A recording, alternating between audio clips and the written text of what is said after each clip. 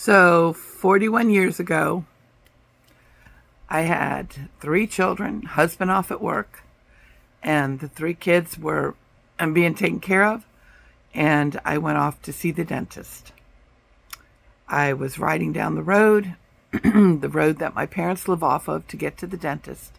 And, as happened many times, my car ran out of gas because my husband's idea of pushing it was to just see how far you can go. Well, this time I was stuck with it. I was so angry. I was so mad. So, if you remember, this was the days before cell phones. So, how do you get a hold of somebody? I didn't just pick up my phone and call. This is 41 years ago, 1984, March 5th. So, I realized I could walk down to my parents' home, and I did that.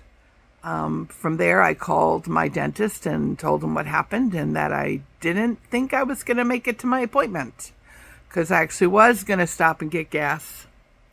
There were very few gas stations at the time on my way. So they said, okay, we rescheduled it. And my mom wasn't home. I believe she was out grocery shopping, if I remember correctly. Again, no cell phone to call and say, hey, Mom, I need you. So I called my dad's office. That was probably, about 15 minutes away.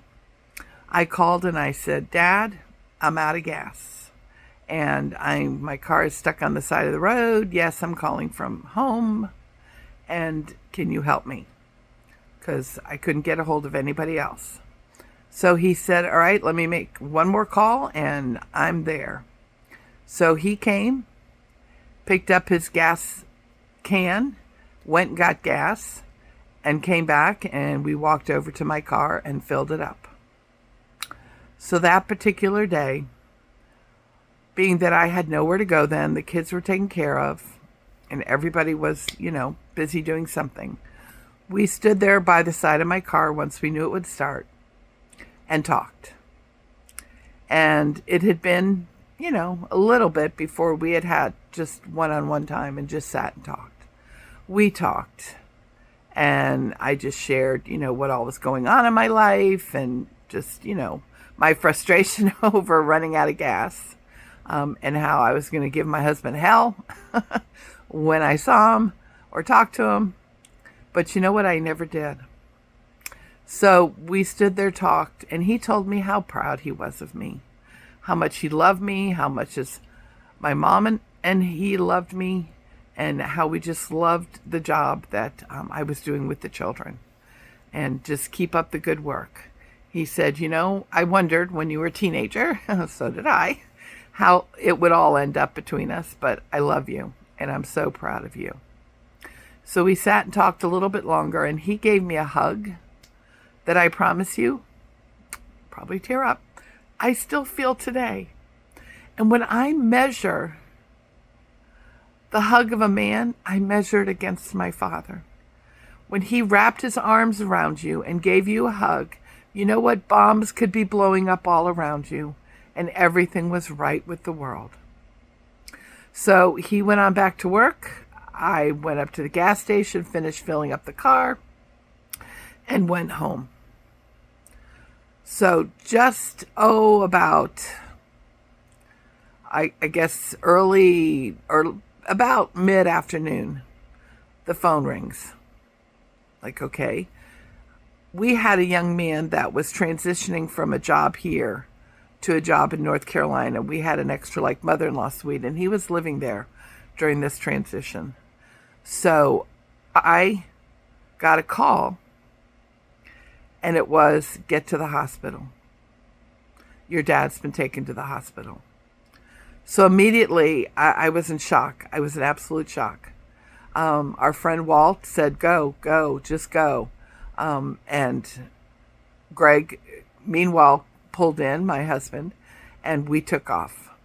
And I just, all the way was saying, is he okay? Do you think he's okay? And he's like, I'm sure he's fine. Probably, just fell or whatever. We didn't know.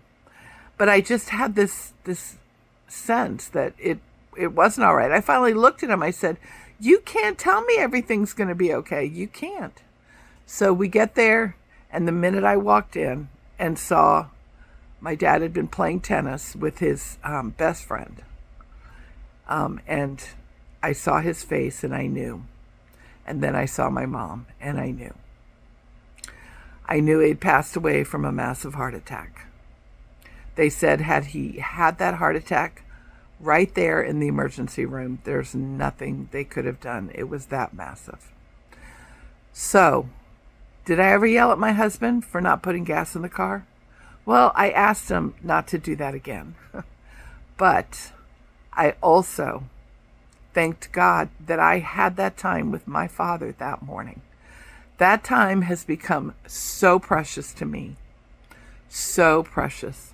It's amazing how you remember the hug, the feel, the smell, the sounds. You just remember everything. And this is 41 years later. So, Dad, I love you. I can't wait to see you in heaven. I know Mom's up there with you, and I can't wait to see her. So, Lord, I just thank you that we all will be reunited. And I thank you for that very, very, very precious time 41 years ago. And yes, I have been back to the dentist. So that's my way of saying, remember to take that extra moment, even if it's forced upon you. Don't regret it, treasure it, and love it. So God bless you all. Let me know what you think, and have a blessed day.